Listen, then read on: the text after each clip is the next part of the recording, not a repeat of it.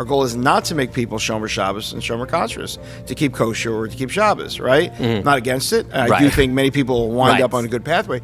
But really, it's all about Jewish wisdom for us. We want to connect people, and that's what we're going to double down and we're going to do. And you know, for example, so 3 million is a very audacious number to try and get to. We realized right away that every single Jew in the world is on social media. Another week, another podcast, and this week is a doozy. I got to sit down with Rabbi Steven Burg, the CEO of Aish Torah. I was so adamant to have this conversation with him. We actually had this conversation Pesach time, but I heard he was going to be in a hotel near my parents in Florida. We were in Florida. I went there, Motzei Pesach. Kudos to my mother, who is a big fan. Hi, Ma. She's watching this somewhere. And she said, no, it's fine. Don't worry. You don't have to help clean up. And kudos to my brother Yitzi and his wife and my father and everyone for cleaning up, because I didn't clean up because I had to have a conversation with Rabbi Steven Burg. I needed to get to him before he went back to Israel. I realized after that he doesn't live in Israel. He lives in New Jersey. He goes to Israel a bunch. And, you know, Mircham, one day, that's the dream. But yeah, I made myself crazy to do this interview, but I'm so glad that I did. And I was going to do it regardless, but I was like, specifically, probably wouldn't have done it Motzei Pesach, but it was a great conversation. And I definitely learned a lot from it. And, you know, living Lchaim at this point, there's so many good tools to learn from, but I think it's just the way Aish Torah is run now is such a good way to run any organization, any business, or even just your personal life. There's a lot of tools and tactics in this episode that is very useful. And I'm going to tell you a little more about our friends at 36. So stick around. You have to stick around. It's going to be in the middle of the episode. And also I want to say that this episode is in memory of Shimon David ben Yaakov Shleima and in memory of Miriam Sarah Bas Yaakov Moshe, two people in my life that I was close to that I will talk about them. Someone told me, like, hey, we're going to the right time, the right place. But without further ado, enjoy this conversation.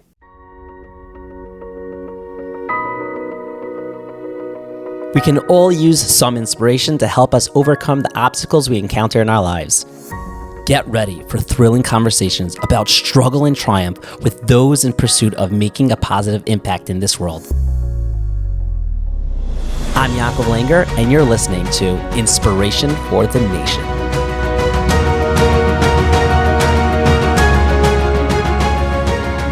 Okay, here we are with Rabbi Steven Burg in West Palm. It's a funny story. I actually thought you lived in Israel, so I rushed to do this because thinking the CEO of Aish Torah, I would think like, okay, logically, you're living in the old city somewhere. Where do you live, though?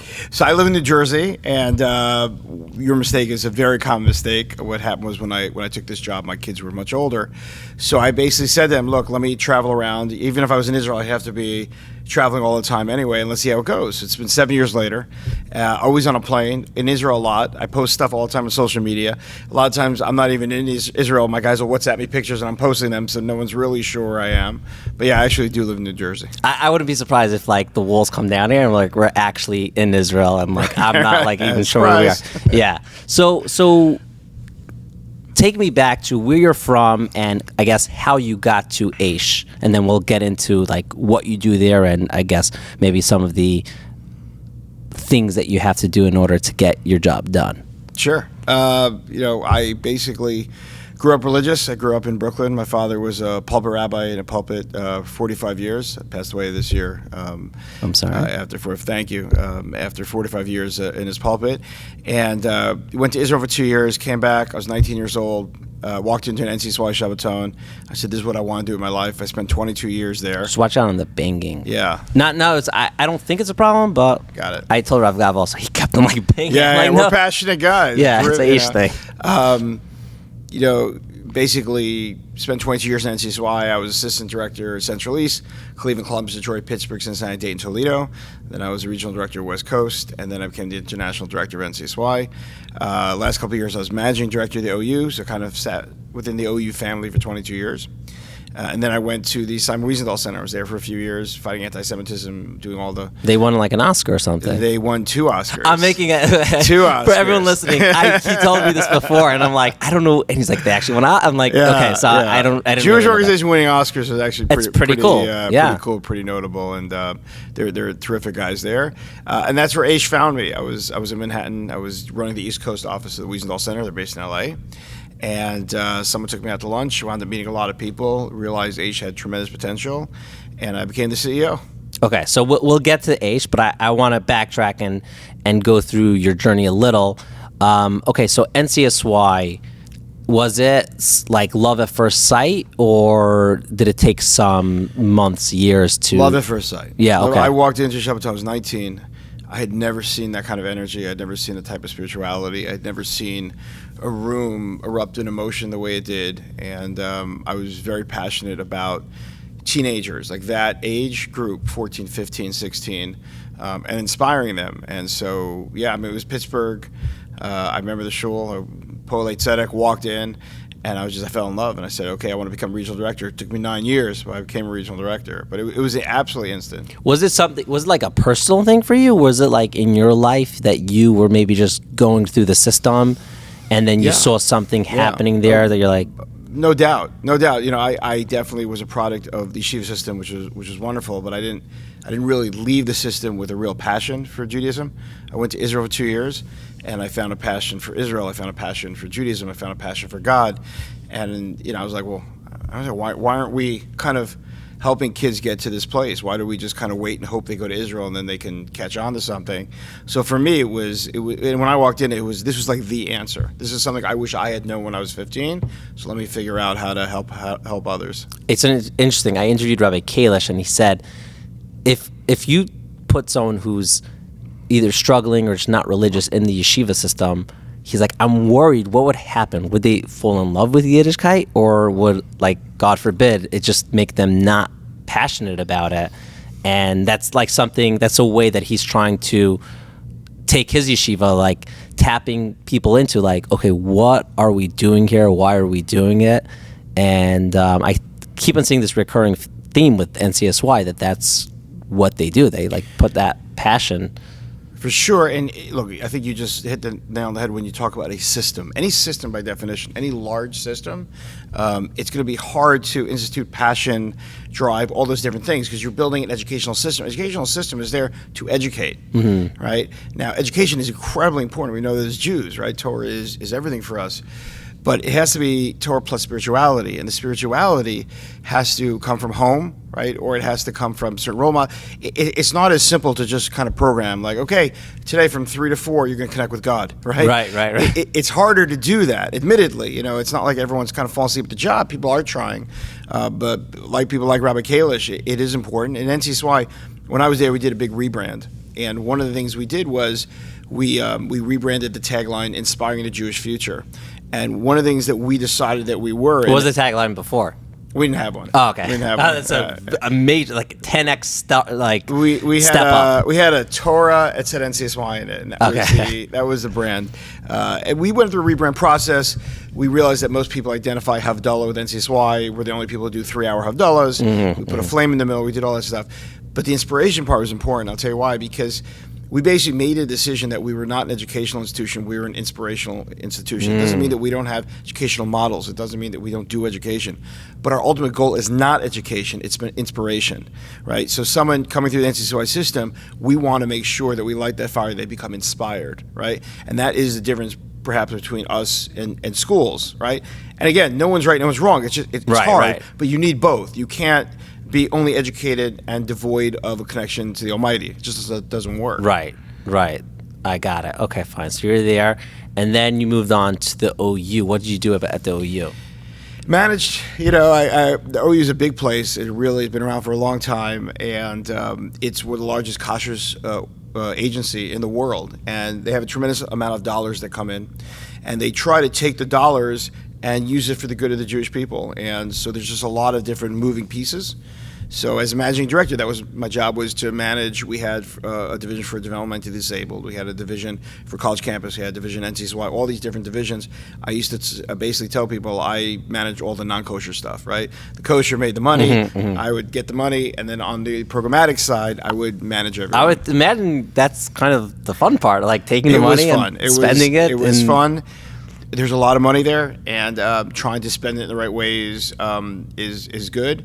But it's also complicated. We're Jews, big organizations. It's hard to move things forward, et cetera. Yeah, and imagine it's like the OU is like, I went on their website and they have ideas that I didn't even think that like that was something that's actually happening, and I gotta just imagine that like to get anything done in any business, because essentially I guess that's what they are, or organization, it could get very clunky because there's so many moving parts, there's so many people. And how did you navigate that? It is clunky. Clunky, I think, is a good word. Bureaucracies, and the larger you get, ironically, the clunkier it gets, but yet you have to oversimplify your message because you can't go out so wide, right with a complex, complicated message. And that's coupled with the fact that the world changes. Right? Every 10 to 15 years, the world changes. People are different. The way they're receiving things are different. And so a lot of times in nonprofits, people get very stuck. Like, what do you mean? This is the way we did things. You know? And by the way, that's us, OU, every nonprofit I've been a part of, and many of them that I coach, that is the issue. They have something in nonprofit called founder syndrome, right? What is founder syndrome? Someone that founded an organization, they're amazing, they're incredible, but then they get stuck on the way they found it in that way, and everything has to be done in that way. But yet the world's changed, and we need to pivot, and they're holding it back. It's called founder syndrome. Like, how do you get past that?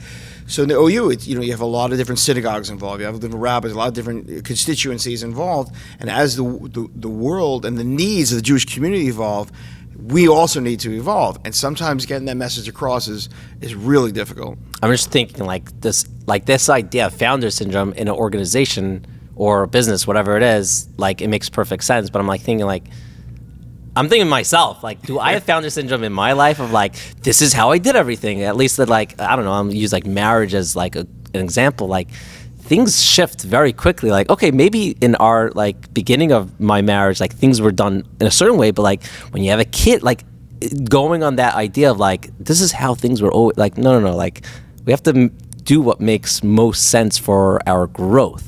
For sure. Look, the hardest thing for anyone to do is to look in a mirror.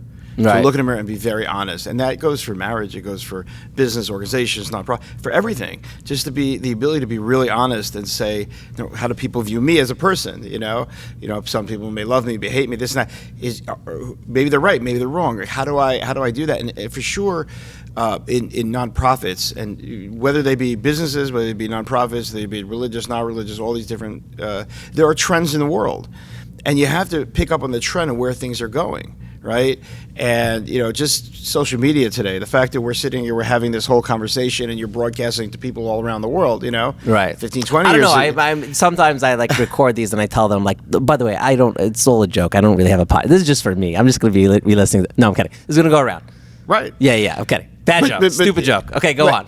But first of all, that's probably why you're successful, because you do, I tell you that when I go out to lunches with donors and businessmen, I had and my executive director thinks I'm out of my mind. I had a 4-hour lunch with someone, right? It started at 1, and at 5 I had to leave because I had a 5:15 appointment, right? I had a 4-hour lunch. He's like, what did you talk about? I'm like, what do you mean I talk about? I was like fascinated. This person's a business person. They built their business. It just, when you're able to learn from people, and that's why I think you're probably complimenting you. Thank you. I think that's probably why you're good at what you do. I'm curious. You're curious I'm and genuinely curious. interested in other people, whereas most people kind of like to talk about themselves. But when you can open up and be open to other people, it makes you much more successful, I think. Yeah. No, I attribute it to I was 4 years as a bacher in Eretz Yisrael, not so far from Aish, Rabbi Sanders Yeshiva, and I loved going to meals on Shabbos. I didn't care who it was.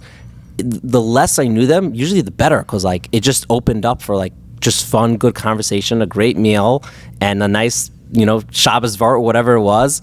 And yeah, I don't know. But enough about me. Back to you. So, okay, so the OU, and then you went to I don't want to botch the name. What's the name of the next place you went to? Simon Wiesenthal Center. It was named after the famous Nazi hunter Simon Wiesenthal. Okay. which I don't know. He would have been an ideal person to have. He was pretty amazing. He was a Holocaust survivor that came out of the Holocaust, and his wife also survived. And basically, he was involved with Nuremberg trials, helping them out, etc. And then basically what happened was, people don't even realize this, all of a sudden, America got very worried about the Iron Curtain, about Russia. So they basically stopped chasing the Germans, and no one was going after these guys who were just the most horrific criminals in world history. And Simon Wiesenthal sat in Vienna by himself. He had a desk with a little red phone. He had, I kid you not, he had the Nazi phone book from World War II on his. You can see if you go to Los Angeles in the Simon Wiesenthal Museum, it's there, his desk and everything. And he helped track down over 1,200 war criminals by himself out of that office by himself. So to me, one of my heroes. Right. I could see that. Like, I literally, when I think of superhero, I think of like Superman, but like that, someone who like Nazis came after him and his family, and I'm sure killed a lot of the people, everyone he knew, and he said, I'm not going to be scared of them. I'm going to go back, get a phone book, and kill them. Yeah, went toe to toe and get them. There's a great where he's being interviewed where he talks about how when he dies and goes to heaven, they're not going to ask him how he made millions of business or how he did in law or all the different things. He said he's going to turn to the 6 million and say, "I never forgot you." Wow. You watch that, you're like, oh my God, that's like right. Chills. Wow. Yeah, it's an unbelievable commitment over there. So what did you do for them? So I ran the East Coast. They're actually based in Los Angeles, and I was a regional director in NCSY in LA, and I became very, very close to Rabbi May, who's the executive director there, who's one of my mentors in the world, just absolutely terrific person.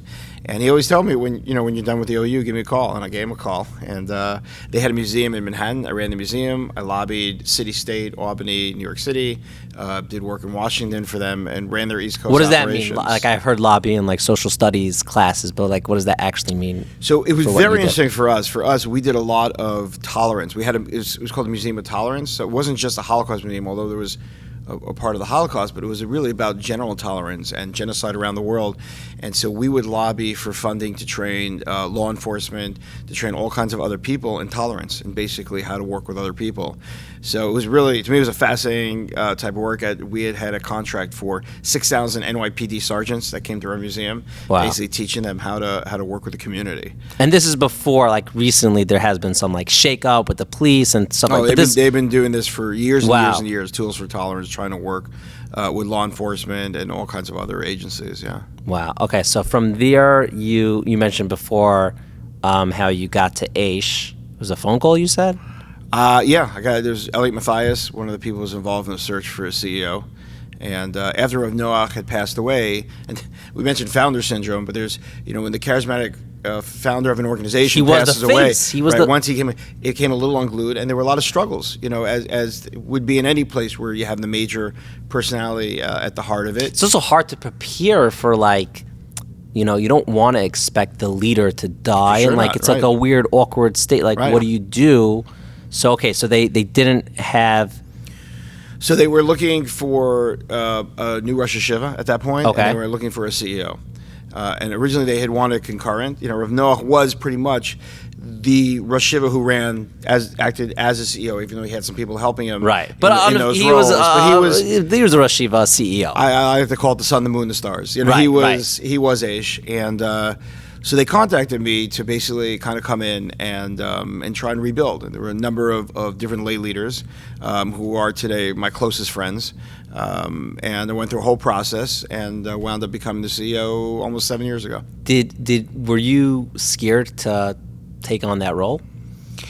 No, for me, you don't seem like the type to. I don't know. You seem very, very calm. Like, not in a bad way, like in like... Yeah, no, you're very... I don't know, you have a very calming effect. So I think that, people look at things differently. Some people have real stressors and issues with change, when things change. I embrace change. I like change. I think change is good. I think there's opportunity within all pieces of change. When I saw Aish, I saw... First of all, the real estate. We have real estate. Our address is 1 Western Wall Plaza. We are smack across from the holiest place in the Jewish community. Isn't there a story there with Rav Noach, like how he got that? Oh, there is a great story. Could you share it with people? I love the pivot. It's my favorite. I told it today to someone here in the hotel. Yeah, we when they were building, so Rav Noach had been in the old city, and they got the property to build the yeshiva right across from the Kotel, but not the World Center.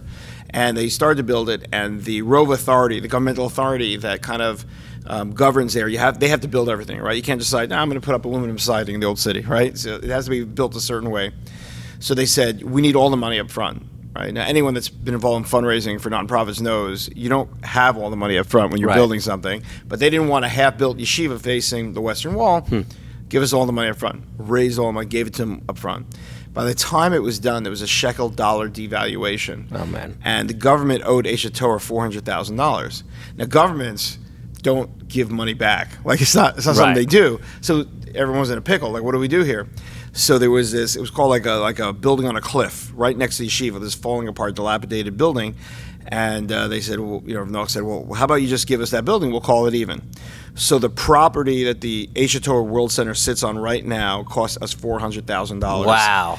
It was unbelievable. And then what a bargain. They took it over and they scooped out the mountain, literally all the way till they were flat with Kotel Plaza, put in 7 floors. And I call it the United Nations now, the Jewish people. I mean, everyone, comes through there. Yeah, and you have, it's probably the best view in the world, like it's right there. It's unbelievable. It's really unbelievable, and it's very special. And we actually don't feel that we own the building. We feel the building belongs to Jewish people, and that we hosted Vice President Pence 2 years ago there. We've had Secretaries of State, Treasury came, Mnuchin came, other people came. The Foreign Ministry, Tzipi Hataveli, when she was the acting director, I gave her a key to the building. I said, I have a present for you. She's like, oh, Rabbi, give me a book. I said, no, here's the key anytime you want to come. Really? Rabbi Aryeh Lightstone, who was the deputy ambassador in Israel, he had a key. He would just run people up. When, visiting dignitaries from the U.S., he would run them up to the roof and run them out. You can't take something like that and really own it. Wow. You have to open it up to the whole world. It's beautiful. And I'm thinking like throughout the day, you could go, obviously there's a security guard for security reasons, but people just walk in, look around, maybe just pop into a class or go to the rooftop. I've definitely seen pictures with celebrities up there also. Sure. Lots of proposals. Very romantic. Yes, I've seen our balcony stuff there. Because the roof's so busy. There's one balcony designated for proposals. Every night there's rose petals and champagne. And, Are you guys ever going to do like virtual reality glasses type of thing? If we're listening to this in 5 years, I'll sound like such someone trying to explain what the internet is before. Right. But I know you have that gorgeous model of the Beis HaMikdash because it's like, okay, you look, that's what it's going to be. But I can imagine going there and like looking with like VR. I don't know what it is. So we have augmented reality right now where if you, Rabbi Etiel Goldberg takes people all the way up to the roof all the time. And if you see it, it'll show you all the regular and where the Beis HaMikdash was. So you can actually see. Oh, really? Exactly. Oh, you have this already. So we do have that. But we are in the midst of putting together a museum experience, like a multimedia experience, which is going to have the VR goggles and everything on the bottom 2 floors of the building. And that's going to be in the next 2 years. No way. Okay. I got to go back and check that out. We'll be right back to this conversation with the CEO of Aish Torah. But first, let me tell you about my friends at the podcast 36. Yes, it is spelled out the way with letters, not with a number. 36. Okay. So first off, if you're like me, you go through podcasts, you like it, you listen to it, and you start saying, okay, I want more. I want another podcast. I personally get overwhelmed when there are certain shows that are like every single day. Kol Kavod to Ben Shapiro and a million other podcasts to do every day. Personally, in my life, I can't do it every single day. It's just too much for me. I do like the episodes that are either once a week, once a month. I mean, even now we're doing two a week. But 36 is great because, first off, I don't know if they're going to do more than 36 episodes. Maybe they will. But as of right now, I love the idea that you have this limited amount. It's a limited series, I think. And you know, like, okay, it's 36. Great. Easy to consume and understand what you're getting. And also, I think it's very important, and maybe one day I'll do like a whole course on like how to do podcasts, what equipment you need, like everything, A to Z. But there's something that I think is integral and very important for our podcast, and 36 has it. You want the right vibe. And a lot of interviews and conversations you listen to, the hosts or host, whatever it is, they tend to like just jump in and give their own svaras and opinions and ideas. And sometimes it's called for. Sometimes people want that. But sometimes they're great at listening, great at just making the tone, the conversation calm. And that's what happens in 36. It's great. It's a great vibe. for the older generation. It's the zone that's created. I don't know. It's a great vibe. I don't know how to explain a great vibe.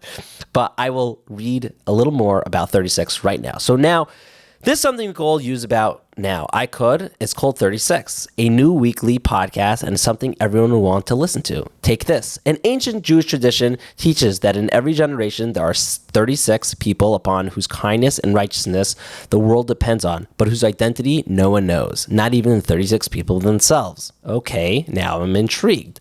I love a good mystery. And are you in need of some goodness and some spiritual inspiration? I could always use more inspiration. Listen to 36, a new podcast as host Justin Hyatt, a self-proclaimed pessimist, scores Israel to find 36 most fascinating souls whose stories and lives bring this old tradition to life.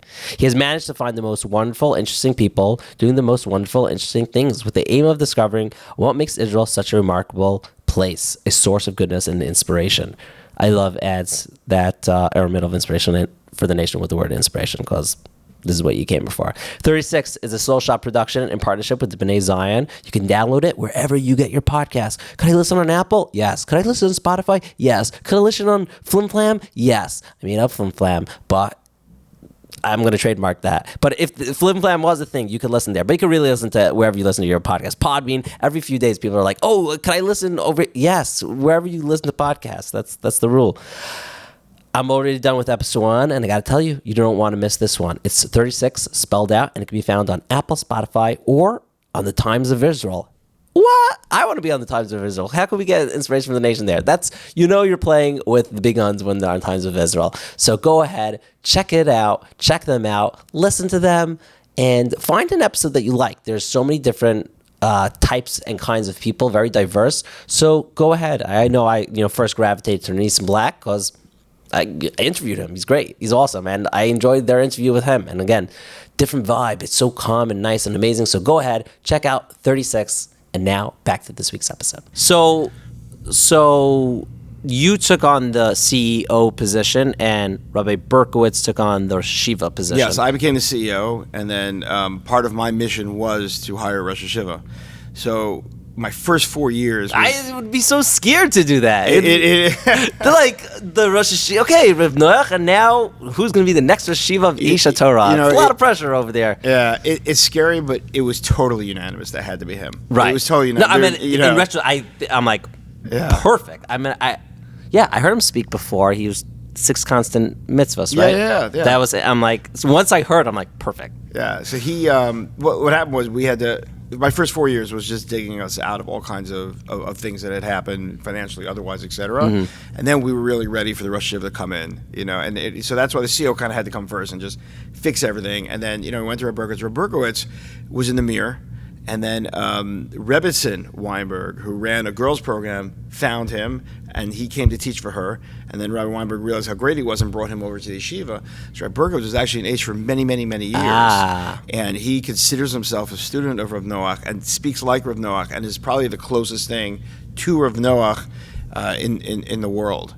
So for us, it was just a matter of we have to fix it up so that Rabbi Berkowitz can come in and do everything he needs to do. Was there anyone else in the running, or like not really? It was one conversation I had with, I guess I could say it here. It's not such a secret. Rabbi Eitan Feiner. Really? Yeah, I went to Rabbi Eitan Feiner, who I went to high school with. Really? I went to high school with him, yeah. And he was a Rebbe at Aish for a number of years. Yeah. And early on, when we were thinking, I went to speak to him. We spoke for 2-3 hours, and then he spoke to his Rebbeim, and he came back, and it wasn't really much of a conversation, but that was the only other conversation I really had. Wow. I mean, I'm sure he also would have been incredible, but I'm happy he didn't do it because now he's my Rav in the White Shul. Correct. And that's what he said, because he didn't want to leave you, and that was like the real. Wow. He's someone that loves Eretz Yisrael so much, and it pains him that he's not there. He's a beautiful person. But he loves his kihila so much more. He's making a huge difference there, and I think it was probably the right call for him to stay where he is. And, that's very interesting. Okay, so what does the CEO of Aish? What do you do? So I oversee basically everything we want to do. what we did was, actually at the beginning of COVID, we adopted something called EOS. EOS is Entrepreneurial Operating System. People can Google it. It's a very, very famous business system. And we had two of our lay leaders came to us and said, look, we spent 4 or 5 years cleaning everything up and making sure financially we're stable and all these things. Now we need to go from reactive to proactive. And we need to figure it out. And this system, and I knew we had all these things floating around. We need to get them on the same system. What was great about EOS, right? It's a business system, not a nonprofit. We adapted it. But EOS really structures the organization, but there's a huge place for vision, right? And what I like to say is that vision without implementation is delusion. Right. You and I could sit here all day. We can have great vision, but if we can't figure out how to put into practice, it's meaningless. Right. So what we basically did was we went to Rabbi Burg and said, what would you like us to do? What's your vision? Right? And we pounded it in the most beautiful way, but to articulate a vision. Just to make it like short, like what was his vision in a sentence? I am sure it can't be made into a sentence. I'll give it to you in a sentence. Okay. Because we spent many sessions. Basically, Rabbi Burg, like Rav Noach, feel that the greatest Chil Hashem, desecration of God's name, is that the majority of Jews in the world have no relationship to the Almighty. Right? Majority of Jews in the world have no relationship to the Almighty. We need to fix that. Right? And the way to fix it is through Torah, is really through Jewish wisdom, right? Is through Jewish values. And so what we did at that point in time was we set a 10-year goal, right? We call Aish Vision 2030, by 2030, to get 3 million Jews, which is 20% of overall world Jewish population. Wait, is that the population when you started, or what it will be? Because I'm sure it will be. Okay, got it. Our goal is to get 3 million Jews who are not currently engaged in Torah study to study Torah. That's it. That's our goal. Wow. So, once you have the vision down of what you want to accomplish, you shift to the implementation. How are we going to get this done? Right. And that's really, I think, where the CEO's role comes in. Right. Now it's your job. Yeah, because it's an interesting dynamic having a Rosh Hashiva. Like, there aren't a lot of institutions, either they have Rosh Hashivas or they have CEOs, or, having the two of us, like, where does it really, And so we spent time, trying to figure it out. And EOS really gave us that ability of, like, Rosh Hashiva, tell us what you want, right? And then let us get it done, right? And so, and he has a confidence. He knows that every day we're out there pounding the pavement to kind of push his vision forward. Now, there's a lot of ramifications back and forth to that vision, right? Number one is our goal is not to make people Shomer Shabbos and Shomer Kashrus, to keep kosher or to keep Shabbos, right? Not against it. I do think many people will wind up on a good pathway, but really it's all about Jewish wisdom for us. We want to connect people, and that's what we're going to double down and we're going to do. And for example, so 3 million is a very audacious number to try and get to. We realized right away that every single Jew in the world is on social media. So if we go big time to social media, we can actually find these Jews that are not connected, right? If you look at the latest Pew study, so if you take Reform, Conservative, Orthodox, Pro-Israel, AIPAC Jew, any Jew that has anything to do with something Jewish, it's 28%. 72% of the Jews in North America have zero and nothing Jewish in their life. That's who Rabbi Burg wants us to go after, right? And so through social media, we feel like we can really find them. And we could talk for hours and tell you the lessons we've learned along the way. But I think we are making a difference in figuring out exactly. But give me. You don't have to go through all of it, but give me an example of something that, like, because of social media, you guys have tapped. Sure. Look, we have Aish.com. And Aish.com is getting 1 million people a month on Aish.com. It's a very famous Jewish website. And, right whenever I need Dvar Torah before Shabbos, I'm on Aish.com. Aish.com. Everywhere I go in the world, people are on Aish.com. But Aish.com skews older. 81% of people on Aish.com are 39 and older, right? Young people do not go on websites. Right. They just don't. So they're on social media. So I follow Aish on TikTok. Oh, so now that's a per example. Yeah. We hired Jamie Geller, who became our CMO, and we went to TikTok. And originally, what we said is, okay, we're going to go to social media, and then we're going to use that as a funnel to pull people back to the articles and different experiences on Aish.com. Yeah, it's old school thinking. It's old school thinking. Yeah, because you just keep them there. They're there. They like being there. People don't want to leave their social media. And then we started realizing we didn't think we could give Torah content on Instagram or TikTok, and we found that we could. Yeah. So we're learning all kinds of lessons every day, where I think the Jewish community in general, the great Jewish community, is always 10 to 15 years technologically behind the rest of the world. We're trying to be cutting edge, but we're, I feel it's so hard. cool that I'm like podcasting from Jews, and like it's in the I'm just modeling the non-Jewish world. Like I'm going to what Joe Rogan did 10 years ago, and it's kind of easy, but like it's one of those things that like it's very interesting from Jews or just Jews. Like we're very advanced in a lot of business and different things. Like great. But when it comes to technology, right. Really, it's so fascinating. I explain to people all the time where they're like, you you go to a lot of Jewish content now, and people are said, and there's some great websites, that are Torah. Anytime's a great website. Right. Why You Torah, all these different. But it's basically rabbis standing at stenders giving a speech, right? Right. And it could be very entertaining. No unaffiliated Jews watching that, right? Yeah. More than that, we have on average 10 seconds, maybe even less, to get someone's attention, right? And it's tough. It's hard. It's and we're trying to figure it out. Well, if I'm saying this on the air, but like if you ever need any podcast help, I'm happy to help you guys. Oh, great. I'm in the space a little, but there's definitely there's so much. I said this 2 years ago when I started, and like it's already happened. But like there's going to be another, 5,000 to 10,000 Jewish podcasts that are just booming because it's a very easy medium for people to listen to. And it was so interesting that like I tried explaining to people in the beginning like what this was, and they're like, oh, it's like a shiur? I'm like, no. I literally with Rav Gav, and I'm going to make him listen to this. Specifically, he was like, I don't get it. What's the difference between my shiur and a podcast? I'm like, podcast is like a conversation. He's like, oh, so it's only with two people? I'm like, no, you could be a monologue. He's like, then it's a shiur. I'm like, it's not. And like I was having a hard time explaining that. I think that by now he got it. It's like when WhatsApp came out. Right. People are like, oh wait, it's like texting. What's the difference? Like, no.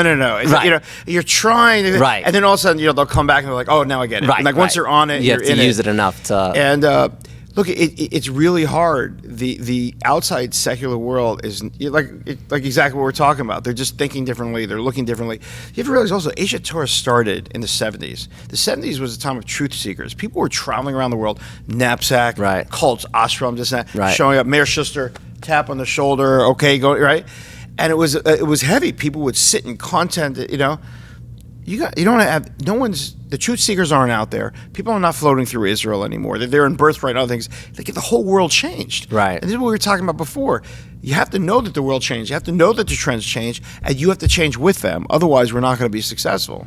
It's so true, and such a good mindset to have. And it's interesting. I guess your relationship with Rabbi Berkowitz, I don't know officially, but like to me sounds like very Yisachar Zvulun-like, of like, you handle this part, we handle this part, but we have the same mission and we're working together, and that's really the smartest way to build the yeshiva and really make an impact on the world. Yeah, Yisachar Zvulun's kind of equal. I don't view. Look, I had never been involved. I was in the OU, other organization. I'd never been in an organization that had a gadol, the Torah, and a yeshiva at the heart of it. And by the way, we've had this conversation. Because when you start saying you want to get 3 million Jews and you look at a yeshiva of 300 guys, you're like, well, where does that figure, right? Mm-hmm. But there's a certain sense that the yeshiva is the heart and soul of the operation. There's a certain sense that Rabbi Berkowitz, in terms of who he is, gives us a certain siyata shmaya, or help from heaven, in terms of accomplishing. And the fact that we are out kind of representing his vision, I don't think it's equal. I think that it's just we have some skills that we can, bring his vision to fruition. So is it like, I don't know how I look at it. It depends on I don't know. I'm not sure how to phrase it, but is there competition if there's another organization with a similar idea of like also wanting to get more? Like, is that a competition, or technically? No, we'd be it's ecstatic. Like, hey, you're making our mission a lot easier. I can't tell you first of all how many organizations have started like, oh, we're getting 1 million Jews to do this to me. Like, so once we threw out we threw out a goal. I was in Lakewood recently, right, and we were meeting with a potential donor and 2 rabbis that were there involved, Kiva organization. It was a 2-hour meeting. It was a great meeting, really great meeting. And one of the rabbis just looks at me. He goes, that's insane, right? Like 3 million Jews in 10 years. That's insane, right? And I'm like gearing up because I've heard it before, gearing the whole thing. He goes, no. He goes, you're misunderstanding me. I think it's good that Aish is insane. He goes, and furthermore, the fact that Rabbi Berkowitz, as a gadol b'Yisrael, and he is a gadol, is the only one talking like this. People are not talking. No, gadol. I'm not putting anyone else down. Right. Shalom. No one's saying you need to go get 3 million unconnected Jews and connect them to Torah. No one's saying that. it's good that you guys are insane and out there. There's a benefit to that. So, that's the space we're occupying. Elliot Mathias, who our COO I mentioned earlier. So Elliot, he basically says, we're like the iPhone, right? We're like the iPhone. We're going to create a massive amount of content, et cetera. We want people to build apps all around us. Ride our wave. Right. We're happy to have you ride our wave. We're happy to have other folks. We're happy. I don't even use the word competition. Right. This is something we got to get done. So if everyone wants to roll up their sleeves and do it, great. Right. Teamwork. That's so interesting. Okay, so something that you mentioned throughout is fundraising, and you said before this you get asked a lot about this. Is that one of your biggest roles for you to fundraise? Yeah, look, we have to raise a lot of money. And are you allowed to say how much money you have to raise? No, absolutely. I'll give you all our numbers. One thing you need to know about Aish is we're incredibly transparent. If you want to see our financials, you go to our website and you click on our financials, and you can see everything. I love when places are like that. There's just no reason to hide from anyone.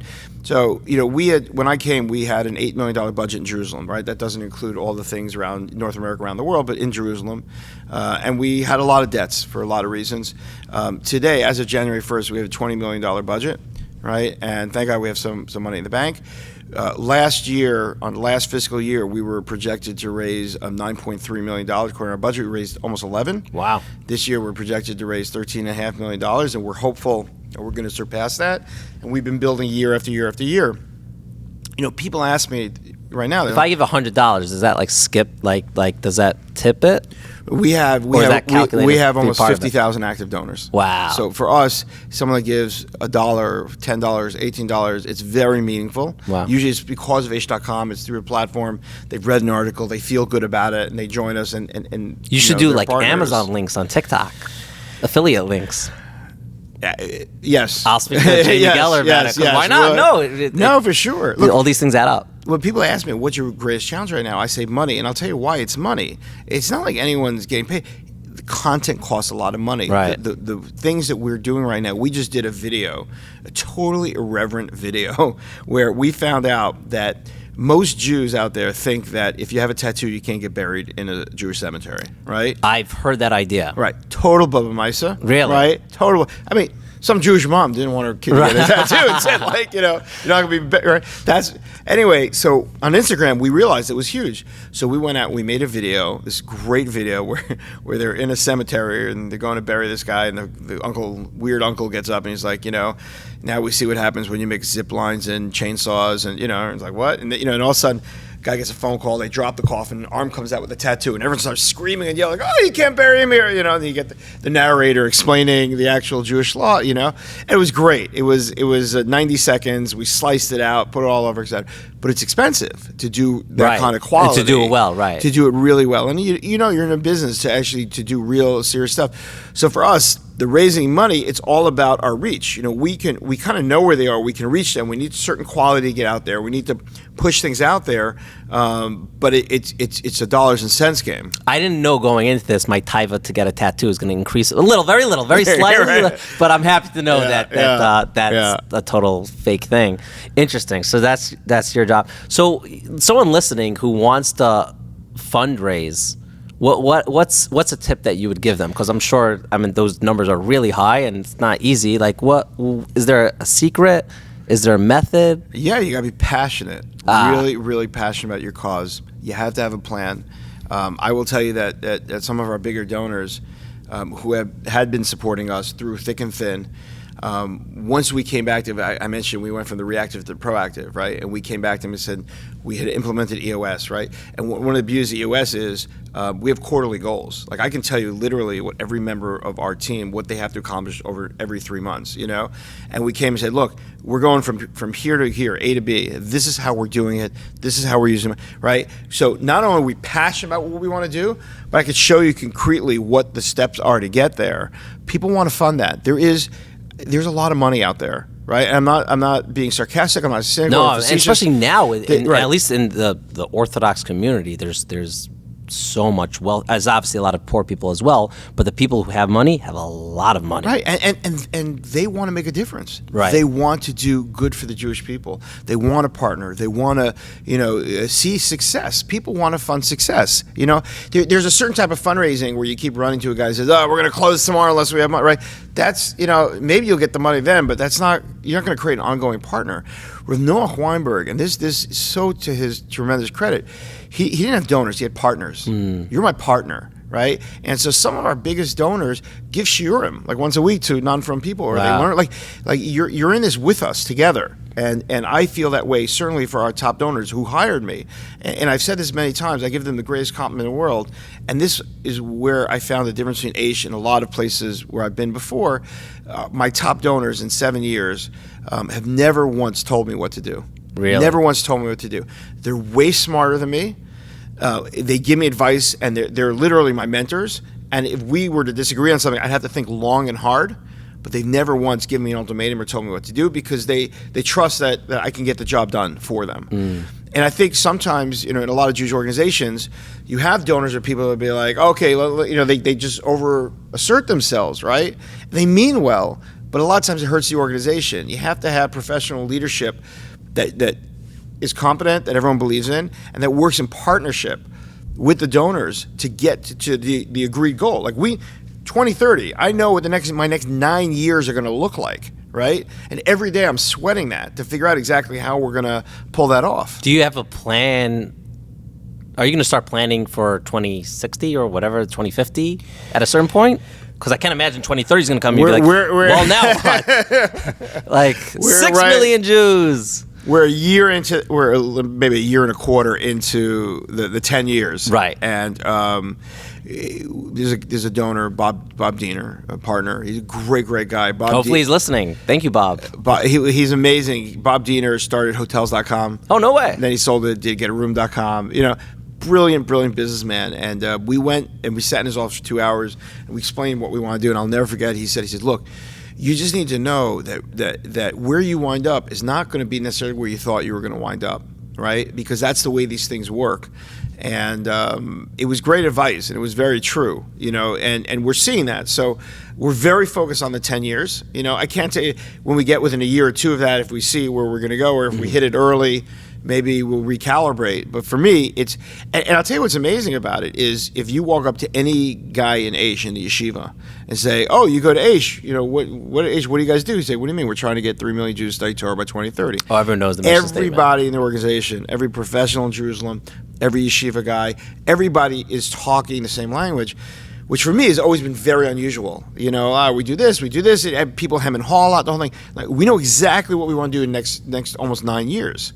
And it was big enough and hard enough that I'm not worried about polishing it off and seeing what happens. It's going to be literally killing ourselves for the next 9 years. One of my favorite aspects of Aish, again, I don't think I'm your target audience, but I'm someone who has benefited majorly through Aish, and I credit my relationship with Rav Gav and Rav Yom Tov Glazer to who I am today, truly.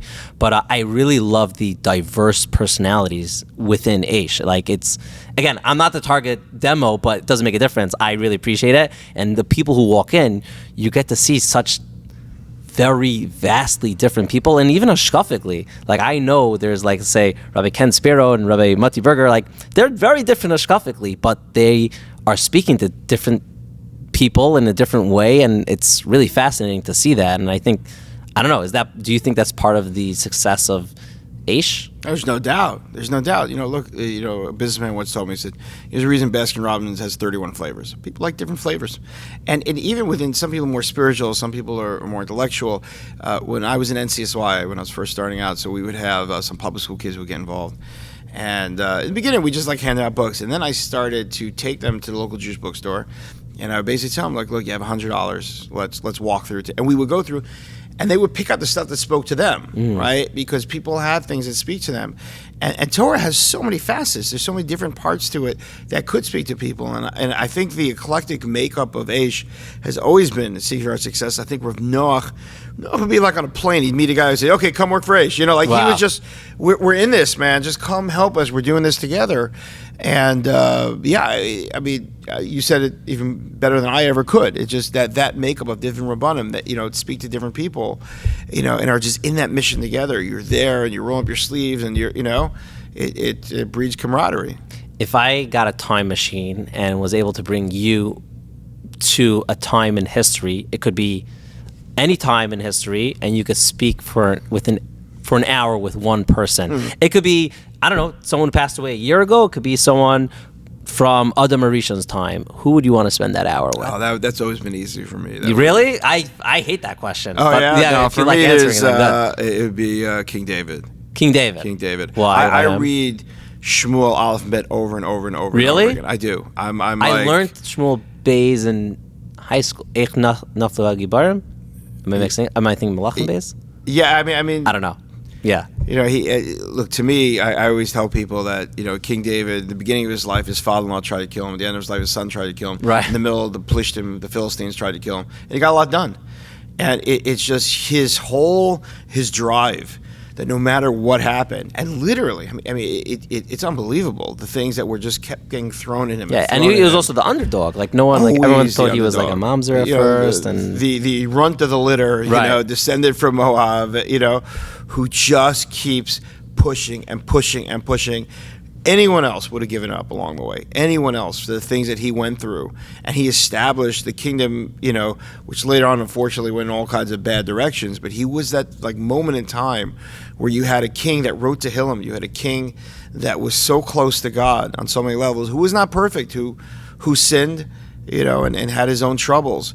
But he just never stopped. He never stopped. And to me, being driven is the most important feature of anything, because you know this, I know this, anyone in life knows this. You get things thrown at you. Right. You get things thrown at you. And I tell my guys all the time, when you hit a brick wall, you have three different options.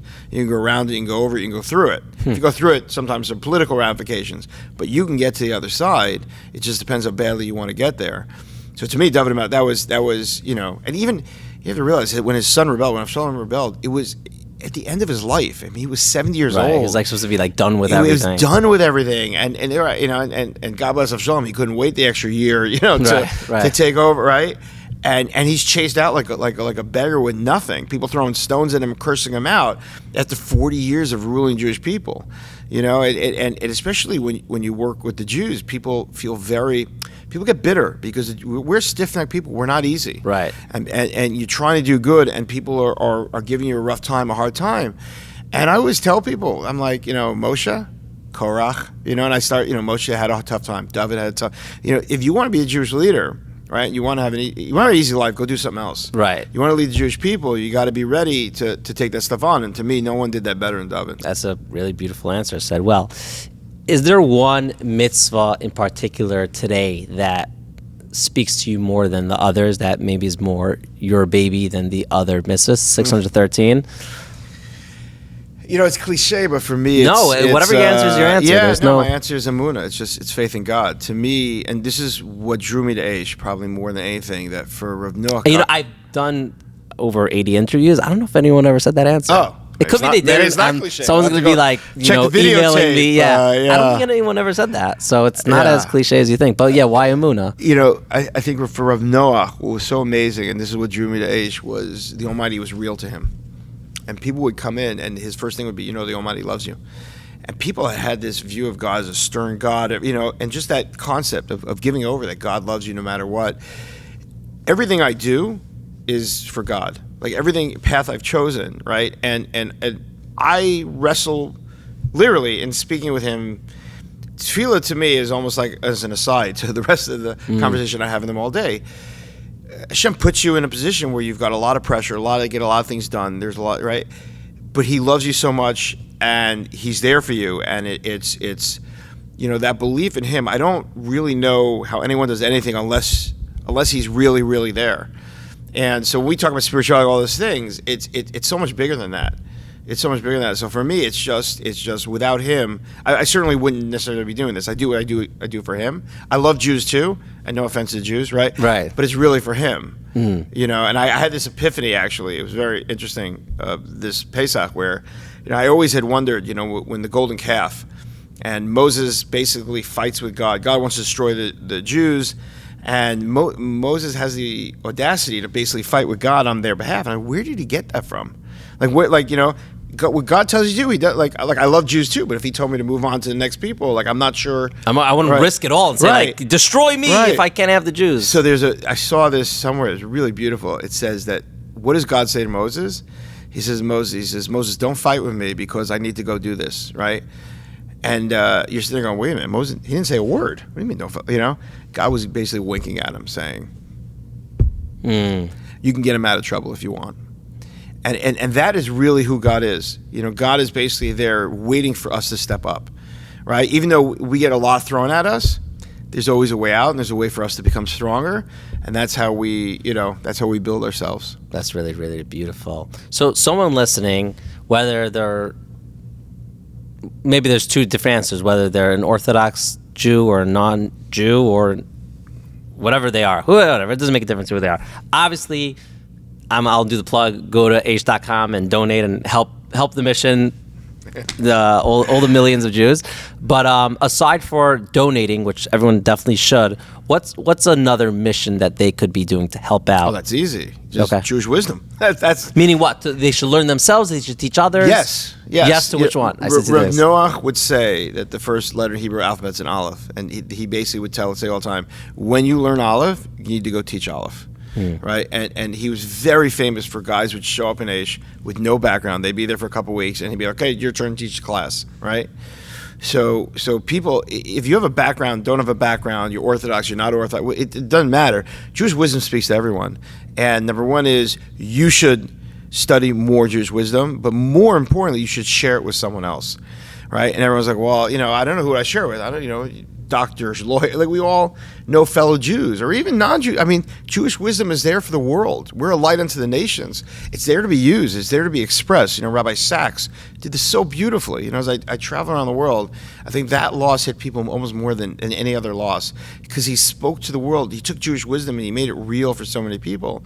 So what we would want people to do is just share Jewish wisdom, study some Jewish wisdom, but don't be bashful. Share it with other people. Well, Rabbi Steven Burg, I'm glad that I thought you lived in Israel and had to get this done because if we did this in 2 months, I'm happy that we did this now, and it was a real joy, and maybe we'll continue this another day. Well, first of all, you'll come to Aish. We'll sit. Oh, for sure. We'll sit overlooking. Come back to Aish. We're going to look over the Har Bayis, and we'll have a serious base of Migdash conversation. I plan on going to Israel and doing like a tour there. I know I'll spend just speaking to the rabbis in Aish, like it'll take me like a week just to get through everyone. Oh, look, Aish is your home. Aish is everyone's home. I want a key. Can I get a key? You'll get a key. I'll get you a key. I'll get you a pass with your picture on it. No problem. Good. You know, Good. Thanks so much. So for me, Aish Torah definitely played a big role in my life because they opened their doors to me when I was in Israel. I had questions, and I definitely developed a lot of awesome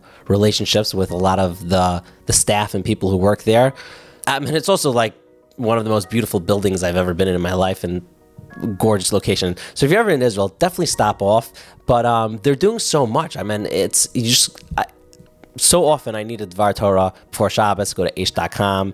And, you know, I don't know if I'm necessarily the target demographic for them, you know, from guy going on, but there's so much to gain. Whether you're not Jewish, you're Jewish, but you're not observant, or you are. But it doesn't make a difference. Aish Torah has so many gems and so many great people to connect with. And if I mean, they didn't ask me to say this, but I'll say it. If you ever get anything from them, go ahead and give them a donation.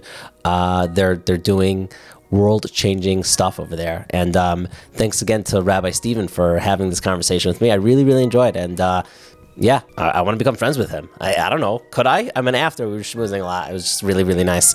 So that's that. And now that this episode's over, go ahead and check out 36 for, I don't know, maybe these are the Lamdavav, Nick Tzadikim, Tzadikusos, whatever.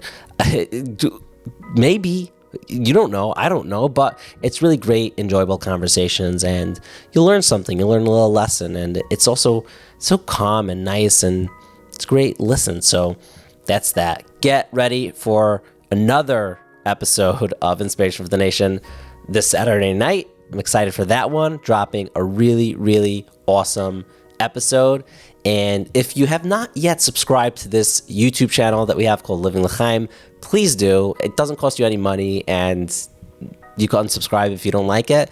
And please rate us 5 stars on Apple Podcasts or Spotify. If you enjoy this, it would mean the world to us. It would mean the world to me if you go ahead and give 5 stars. If you want to leave a review on Apple Podcasts, I'm not stopping you.